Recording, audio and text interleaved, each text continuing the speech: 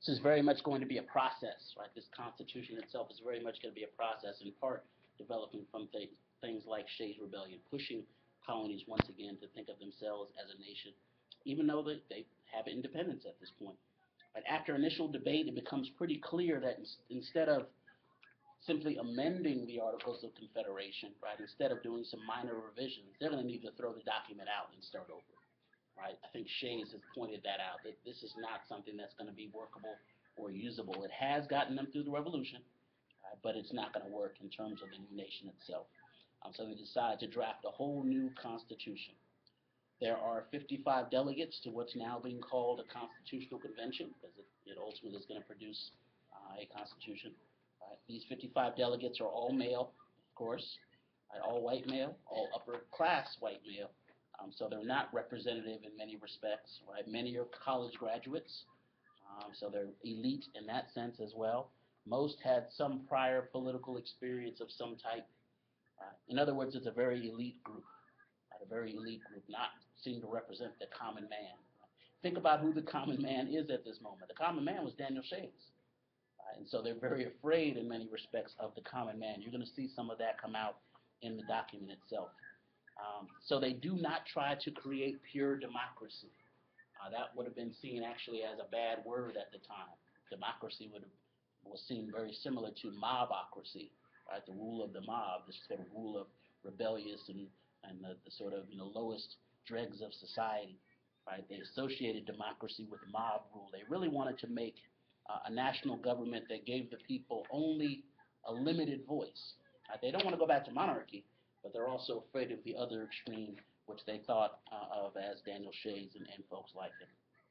So limited direct control. We're going to see this in some of the compromises that come out of the Constitution itself. Who would be like in charge of it? Would it be like a small elite group of men, like the rich, old, wealthy white guys that would be in power? This is what they have to figure out. They're sort of sitting here trying to figure out in a way that serves their interests. And there's going to be a number of conflicts around this because it depended. If you were from Virginia, you wanted a certain type. If you were from Rhode Island, you wanted something completely different. If you were a merchant, you might want something. If you were a farmer, you might want something. So there are a number of conflicts, and I think they're realizing how divided they are. I'll point out a couple of compromises that come out of this and sort of give you some hint as to how they resolve it. But there are a number of divisions, so much so that many don't think they're going to be able to compromise at first. Some of these compromises are going to involve slavery as well, but other things involve some of the ideas that you raise, particularly representation, who's going to be in charge, who's really going to have the power in this society. That's up for debate at this point. It's not resolved as of yet. So some of the things you see are some safeguards that get put in place. How do you keep people from having too much power? How do you keep people from having too much power? I'll give you some examples. Only the House of Representatives would be directly elected by the people. So only the House of Representatives would be directly elected by the people. Senators were going to be appointed by state legislators. And the president would be chosen by an electoral college. Right? This electoral college actually selects the president. Very complicated system that not many people understand, including myself. I don't understand how electoral college works. We don't really vote, all that kind of stuff for president directly. But again, think about what's happening. It's really a way of kind of safeguarding, keeping too much power out of the hands of the people who they really were afraid of at this point, even though they had been revolutionaries themselves, just a few years earlier. So House of Representatives could be directly elected. Senators, however, would be appointed by the state legislatures, and the president would be chosen by an electoral college. This was part of what was called the Madisonian model. After Madison, this is sort of his plan, keeping as much direct control out of the hands of the people as possible. This is the Madisonian model. There are going to be a number of other models proposed. Again, the 55 delegates are divided on a number of issues. There's really several different things happening that's kind of pulling them apart. There's a division between large states and small states, for example, those that have big population and those that don't have big population. The smaller states come to feel like, wait a second, we might get dominated if the system is not set up appropriately. Virginia has a huge population. Is Virginia going to make all the decisions? So this is one reason why Rhode Island, for example, is very hesitant to even show up. They feel like they're not going to be equally represented because they have nowhere near the amount of population. If it's about voting, they can always be outvoted. All right, so there's a division between large and small states. Large states favored what they call proportional representation. Proportional representation in Congress. So basing the number of representatives on each state's population. Right, so you have a certain number of representatives based on your population. States like Virginia, right, so this is called the Virginia Plan, are going to be in favor of this because they have the largest populations. Right? It benefits them, in a sense, to follow this plan, proportional representation in Congress, basing the number of representatives on each state's population, or the Virginia Plan. Smaller states argued for equal representation, so each state should get the same number of representatives. You can see why if you're a smaller state, you say, look, we're state two, we're just as important as you, just because we don't have enough, as many people right now. Right? So equal representation, states like New Jersey would have been in favor of this. Right? So you have Virginia plan, you have a New Jersey plan. How are they going to resolve it? They resolve it as many political things are resolved with compromise. The Connecticut Compromise comes out of this. Delegates agree, according to the Connecticut Compromise, the delegates agree that the House of Representatives will have proportional representation. Right? The House will have proportional representation. This is why larger states have a lot more representatives than smaller states like Rhode Island, California, right, versus Rhode Island, for example. But in the Senate, each state gets 2 votes, regardless of its size. So how do they resolve it? They compromise. Okay, in the House, it's based on population, essentially. In the Senate, everybody has the same voice.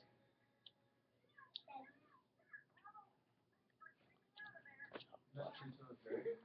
Huh? Not true to this day. It is, and then you think of places like D.C., right? You see the license plate, no taxation without representation, because in D.C. you feel like you get shortchanged. It's not a state, right? A district. Senators, right? So yeah, it doesn't. We don't have the same. D.C. is so complicated. I'm not even completely sure of all the levels of its complication. In some ways, you would think it'd be the most important, but in many ways, it has much less power. I can look at the I can look at the roads in D.C. and make this argument, right? It doesn't get the same benefits as Northern Virginia in some respects.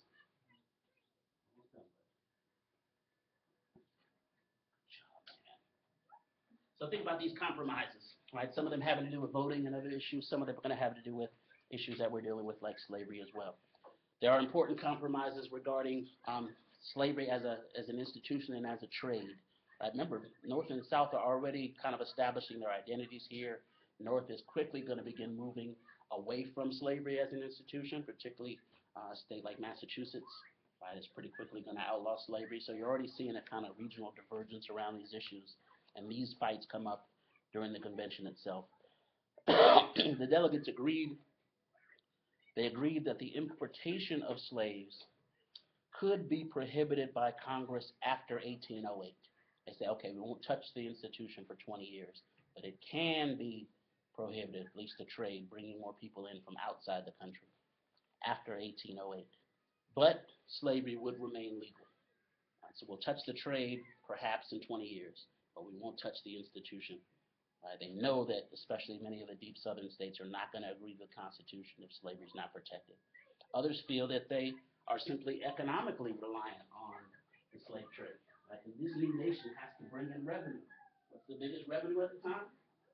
Slave-produced goods. First tobacco and later cotton is going to be really the underlying of the entire economy in many respects. So many think, look, just from a nationalist, patriotic perspective, you can't get rid of the trade. And plus, they wouldn't have got the document signed. So it really is a moment you might think where levels of unfreedom could have been abolished, but others say no, that was not realistic at the time. But think about it. I want to highlight a couple of the important contradictions that come out of this. So they agreed that the importation could be prohibited by Congress after 1808, and that's exactly what happens. Right, the slave trade, Atlantic slave trade, is outlawed January 1, 1808. But slavery is going to continue, as we know, until the end of the Civil War. They also agreed to count each slave as 3/5 a person for determining representation in the House. So think about this contradiction of what's called the 3/5 compromise. You specifically are counting people as a fraction. I talk about dehumanizing, right? You're literally applying a mathematical equation to people. So they're arguing back and forth, right? So imagine Boston and, a Boston representative and a Virginia senator or representative going back and forth. Okay, well, we have this largest population. The Boston representative was, yeah, but 40% of them are slaves. That shouldn't count. They're not people, right, according to your own doctrine. Oh, yeah, they're people. Right? You can talk and all these sorts of things. We should have representation for them, right? They're people. Wait a second. I thought, that they're property, right? This is your slave property you're talking about defending. If they are property, shouldn't you have to pay taxes on? Oh, wait, hold on a second. We don't pay taxes on them, right? So there's this contradictory and this compromise that comes out of it is really interesting in this respect.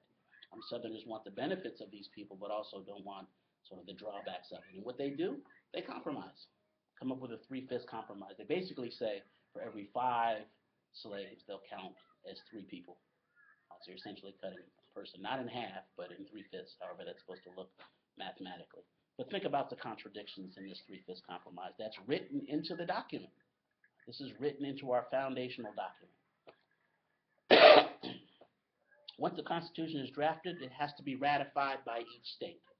They have to go around and get the states to agree to it.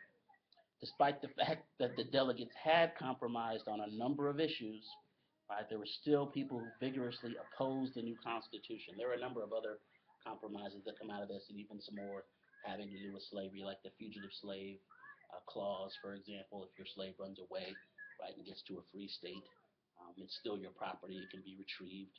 This is going to be one of the things written into the document itself. They don't use the word slave, but they essentially make a fugitive slave clause. Later, they're going to strengthen this fugitive slave clause in 1850, and this is going to anger the abolitionists tremendously. It's going to be one of the things leading to civil war, because it says basically you can go anywhere in the country and retrieve your slave property, even to the heart of abolition in a place like Boston. It makes it so slaves have to run away all the way to Canada, essentially to escape slavery. And it's going to be one of the things that brings things to a head in terms of civil war. So they have to think about ratification. Despite the fact that they had compromised, there are still kind of 2 opposing camps about the Constitution itself. People in favor of the Constitution would call themselves Federalists. Federalists. People against the Constitution as currently constituted call themselves Anti-Federalists. They weren't too imaginative in terms of their name. They just knew they weren't that group. So Federalists ultimately are going to become known for being in favor of a stronger central government. Anti-Federalists are going to be known for being afraid of too strong a central government. So Federalists and Anti-Federalists. They're going to go back and forth arguing with one another, these Federalists and Anti-Federalists, about the Constitution itself, and ultimately more compromise is going to be necessary. States like New York, for example, you see in the newspapers, the Federalist Papers are going to be published in favor of the Constitution. People are arguing back and forth over it. By 1788, 11 of the 13 states had ratified the Constitution, but that leaves 2 that do not. And North Carolina and Rhode Island are like, we don't know. We don't know. Many anti-federalists in particular are afraid that the new document, the new Constitution, is going to take away individual liberties and states' rights. Individual liberties and states' rights. So they want things added to the Constitution to guarantee certain individual and states' rights. Delegates like Thomas Jefferson, for example, a prominent anti-federalist, want to specifically guarantee that the new federal government would not make laws limiting religion, freedom of speech, things we associate with the Bill of Rights, the first 10 amendments or changes to the Constitution. The 2 states that had not ratified the Constitution, Rhode Island and North Carolina, wanted such guarantees before they would even join the Union. So further compromise is necessary. Now the Federalists are like, we don't need this, right? The document isn't going to do anything that it doesn't say it can do. Anti-Federalists say, no, we need certain guarantees that it doesn't do what it doesn't have the power to do. And so this Bill of Rights, the first 10 amendments to the Constitution, would be proposed and added. Right. Once they're proposed and added in 1789, North Carolina and Rhode Island say, okay, we will ratify the document and join the other states in ratifying the Constitution. With the Constitution ratified, the new government can get going. George Washington is going to be the unanimous choice to be the first president, and he would be inaugurated in 1789. So again, you see how some of the difficulties of Shays helps perhaps craft this document and some of the difficulties and fears that come out of it. We can talk some more about some of the early problems in the nation, even after this, moving forward. But I wanted to sort of place this in context. Again, the Shays Rebellion video is on Blackboard under the Week 11 folder. It's about 20 minutes left in it. So take a look at that. You can kind of see how things turn out with Mr. Shays and how close they actually got to perhaps winning this conflict. In terms of your papers, hopefully you've seen Liberty and Air, the second part of